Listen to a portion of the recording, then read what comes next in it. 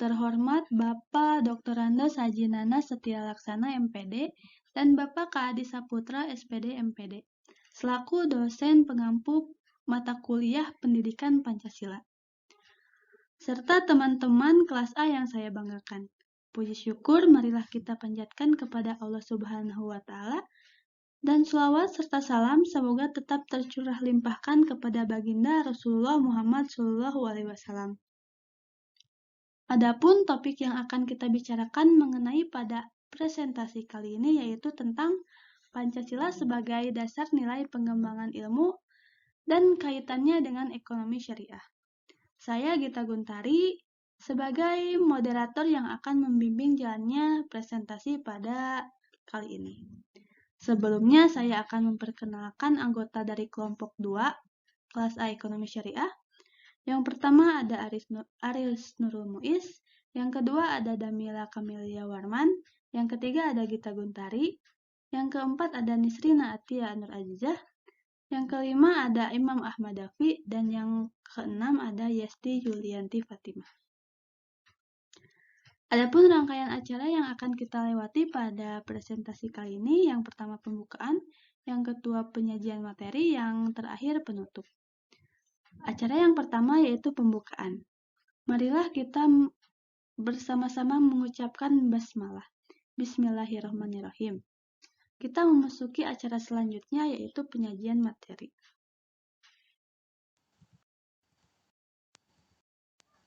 Baik, terima kasih kepada moderator yang telah memberikan saya kesempatan untuk menyampaikan materi. Nah, yang pertama, pengertian ilmu pengetahuan dan teknologi. Apa itu ilmu? Kata ilmu berasal dari bahasa Arab, alima yang berarti pengetahuan. Sedangkan pengetahuan secara etimologis berasal dari kata dalam bahasa Inggris yaitu knowledge. Adapun perbedaan antara ilmu dan pengetahuan dapat terlihat dari sifat sistematisnya dan cara memperolehnya. Nah, yang kedua ada perkembangan iptek. Perkembangan iptek sudah dimulai dari zaman pra-Yunani kuno, abad pertengahan, Renaissance, zaman modern, dan zaman kontemporer. Yang selanjutnya Pancasila sebagai dasar pengembangan iptek. Pada sila yang pertama, pengembangan iptek harus mempertimbangkan maksud dan akibatnya. Pada sila yang kedua, pengembangan iptek harus dengan cara-cara yang beradab. Pada sila yang ketiga, pengembangan iptek harus dapat menumbuhkan rasa nasionalisme, kebesaran bangsa, dan keluhuran bangsa. Pada sila yang keempat, pengembangan iptek harus bersifat demokratis. Dan pada sila yang kelima, pengembangan iptek harus dalam menjaga keseimbangan keadilan dalam kehidupan kemanusiaan.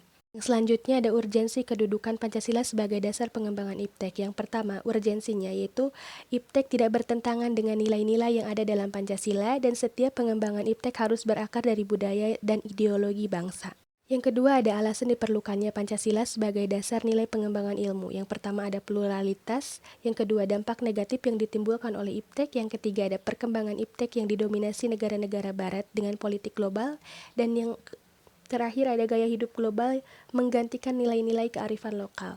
Dan yang ketiga ada dinamika dan tantangan Pancasila sebagai landasan pengembangan iptek. Yang pertama ada kapitalisme, yang kedua globalisasi, yang ketiga konsumerisme, dan keempat pragmatisme. Di bagian ini akan menjelaskan mengenai ekonomi syariah atas landasan nilai-nilai Pancasila yang 5. Yang pertama ada nilai ketuhanan yang Maha Esa, itu sila pertama dari Pancasila.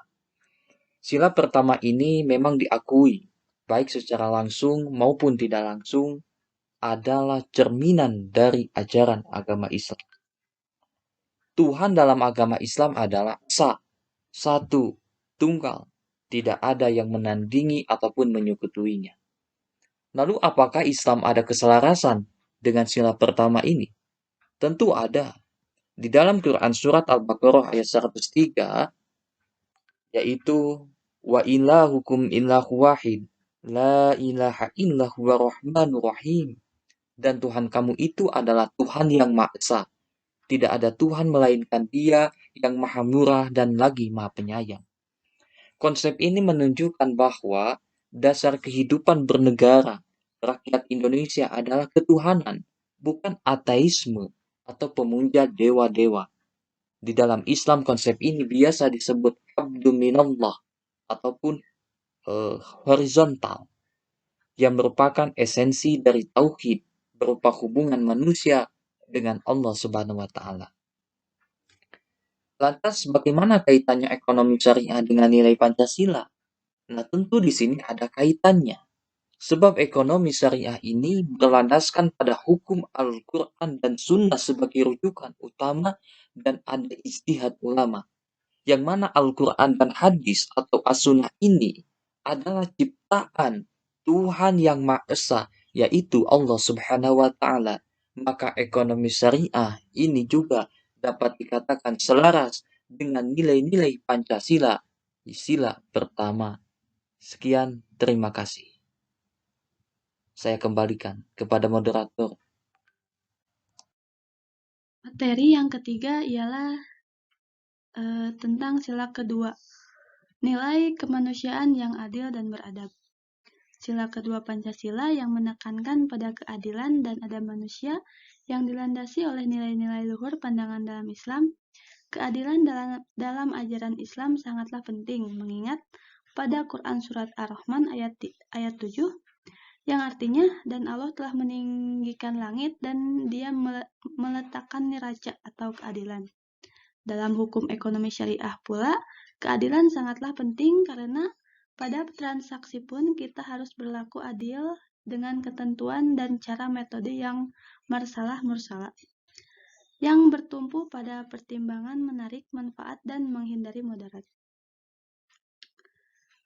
Adapun adab manusia dalam Islam, sebutan orang beradab sesungguhnya berarti orang itu mengetahui tentang adab atau sopan santun yang ditentukan oleh Islam. Keterkaitannya dengan ekonomi syariah adalah dalam etika berbisnis yang merupakan salah satu bentuk implementasi nilai-nilai keislaman dan aktivitas bisnis yang bersumber pada firman Allah Subhanahu wa Ta'ala yang artinya yaitu orang-orang yang menafkahkan hartanya baik di waktu lapang maupun sempit, dan orang-orang yang menahan amarahnya dan memaafkan kesalahan orang yang Allah menyukai orang-orang yang berbuat kebajikan. Quran Surat Al-Imran ayat 134. Maka, adab dan etika harus diadopsi menjadi tata dan norma, dan kemudian mengatur etika, adab, dan tingkah laku seorang muslim yang harus dijaga, dipelihara, diimplementasikan dalam kehidupan bisnis dan ekonomi. Baik, selanjutnya ada sila ketiga. Sila ketiga dalam Pancasila berbunyi Persatuan Indonesia, yang berarti kita sebagai warga negara Indonesia harus bersatu. Sila ketiga Pancasila dengan agama Islam ini sangat berkaitan. Islam adalah salah satu agama di Indonesia. Islam tidak mempermasalahkan perbedaan yang ada. Allah memerintahkan semua manusia untuk berpegang teguh kepada agama Allah agar mendapatkan petunjuk dalam menjalani kehidupan sehari-hari dan melarang untuk bercerai-berai serta memusuhi manusia lainnya. Nah, salah satu landasan negara Indonesia dalam menjalani kehidupan adalah Pancasila. Manusia itu adalah umat yang satu. Maka Allah mengutus para nabi sebagai pemberi peringatan dan Allah menurunkan bersama mereka kitab yang benar untuk memberi keputusan di antara manusia tentang perkara yang mereka perselisihkan.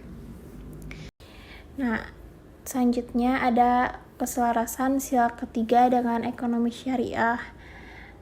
Sebagaimana tujuan ekonomi syariah yang mencapai kesenangan dunia dan akhirat atau biasa disebut dengan falah. Nah, salah satunya dengan menjaga tali silaturahmi. Jadi, kita itu harus tetap bersatu, jangan terpecah belah. Materi keempat yaitu sila keempat Pancasila, nilai kerakyatan yang dipimpin oleh hikmat kebijaksanaan dalam permusyawaratan perwakilan. Sila keempat Pancasila yang menekankan pentingnya kehidupan yang dilandasi oleh musyawarah memang selaras dengan nilai luhur dalam ajaran Islam. Sikap bijak dalam menyelesaikan suatu masalah adalah dengan bermusyawarah. Musyawarah merupakan jalan terbaik dalam mencari solusi di mana masing-masing pihak berdiri sama tinggi tanpa ada perbedaan. Hasil dari musyawarah pun merupakan kesepakatan bersama yang harus dijalankan dengan penuh keikhlasan. Konsep Islam mengenai musyawarah dalam menyelesaikan sebuah permasalahan dikenal dengan nama syura atau musyawarah. Konsep ini tercermin dalam beberapa surat dalam Al-Quran, salah satunya dalam surat Ali Imran ayat 159 yang artinya, maka disebabkan rahmat dari Allah lah kamu berlaku lemah lembut terhadap mereka, sekiranya kamu bersikap keras, lagi berhati kasar, tentulah mereka menjauhkan diri dari sekelilingmu. Karena itu, maafkanlah mereka, mohonkanlah ampun bagi mereka, dan bermusyawarahlah dengan mereka dalam urusan itu. Kemudian apabila kamu telah membulatkan tekad, maka bertawakallah kepada Allah, sesungguhnya Allah menyukai orang-orang yang bertawakal kepadanya. Wujud penerapan dalam sila keempat ini adalah nilai musyawarah atau demokrasi, sehingga sistem ekonomi dijalankan berdasarkan nilai demokrasi. Musyawarah atau demokrasi ekonomi sebagai tafsir sila keempat adalah ekonomi yang dirasakan oleh rakyat banyak. Demokrasi ekonomi itu adalah dipindahkannya kekuasaan untuk mengambil keputusan dari pemilik modal ke masyarakat, sehingga demokrasi ekonomi adalah anti kapitalisme. Dan mengenai ekonomi syariah itu sendiri, ekonomi syariah merupakan ekonomi yang berlandaskan Al-Quran dan hadis ciptaan Allah Subhanahu wa Ta'ala.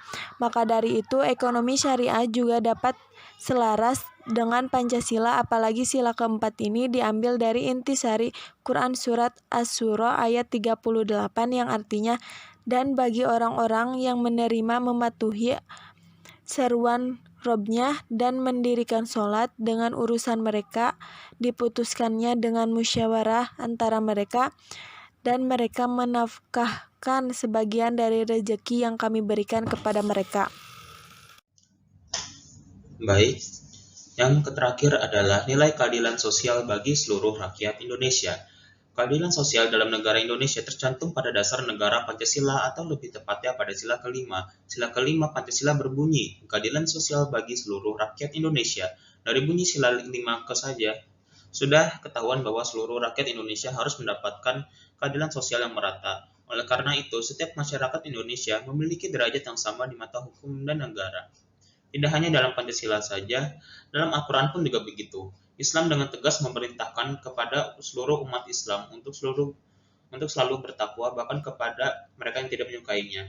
Salah satunya yaitu surat An-Nisa ayat 58, sesungguhnya Allah menyuruh kamu menyampaikan amanat kepada yang berhak menerimanya, dan menyuruh kamu jika menetapkan hukum di antara manusia, hendaknya kamu menerapkan secara adil. Menurut pandangan Islam, tidak hanya hukum yang harus adil, ekonomi pun juga begitu. Ekonomi syariah sejatinya sama dengan ekonomi konvensional. Bedanya, ekonomi syariah tidak hanya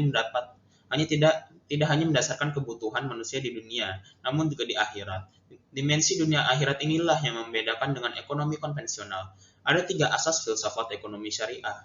Yang pertama, semua yang ada di alam semesta ini adalah milik Allah Subhanahu wa Ta'ala. Manusia hanyalah khalifah yang memegang amanah dari Allah untuk menggunakan miliknya, sehingga segala sesuatu harus tunduk pada Sang Pencipta dan Pemilik, sesuai dengan surat Al-Najm ayat 31.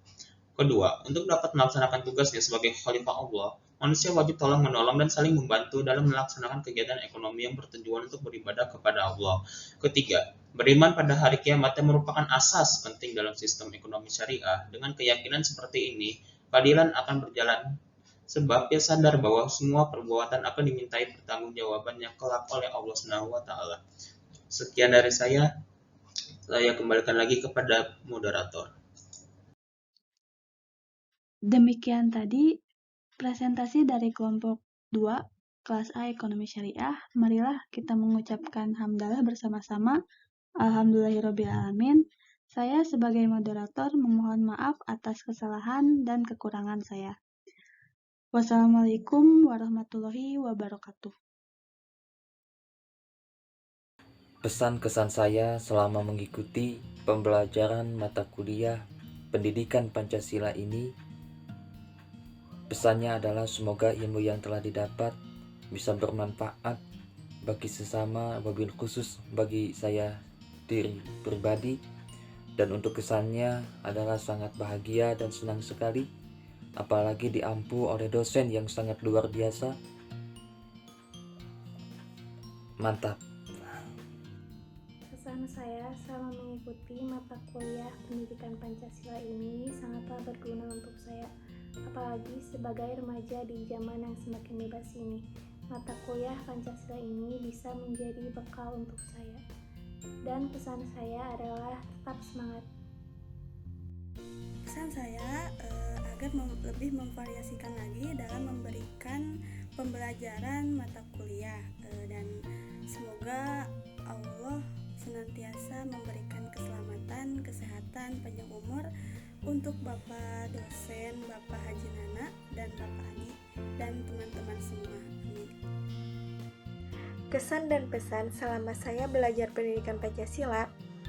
Belajar pendidikan Pancasila sangat menyenangkan. Di sini kita dituntut untuk aktif dan berpikir kritis. Saya ingin mengucapkan terima kasih kepada dosen pengampu mata kuliah pendidikan Pancasila karena telah mengajarkan kami bukan hanya tentang Pancasila, tetapi juga pelajaran tentang hidup yang bisa kami contoh untuk kedepannya. Terima kasih telah menambah wawasan saya sehingga saya bisa menjadi pribadi yang lebih baik lagi. Pembelajaran selama 1 semester ini sangat berkesan sekali bagi saya, walaupun dilaksanakan secara daring, tapi senang bisa belajar dan bertemu dengan teman-teman baru walaupun secara online. Pesannya untuk teman-teman semua, tetap semangat belajar walaupun di tengah kondisi pandemi saat ini. Semoga Indonesia kembali pulih. Kesan pesan saya mengikuti pendidikan Pancasila selama ini. Kesan saya telah bersyukur karena telah mendapatkan ilmu yang bagus dan bermanfaat. Pesan saya, semoga saya bisa mengimplementasikan ilmu yang saya dapat selama ini. Terima kasih.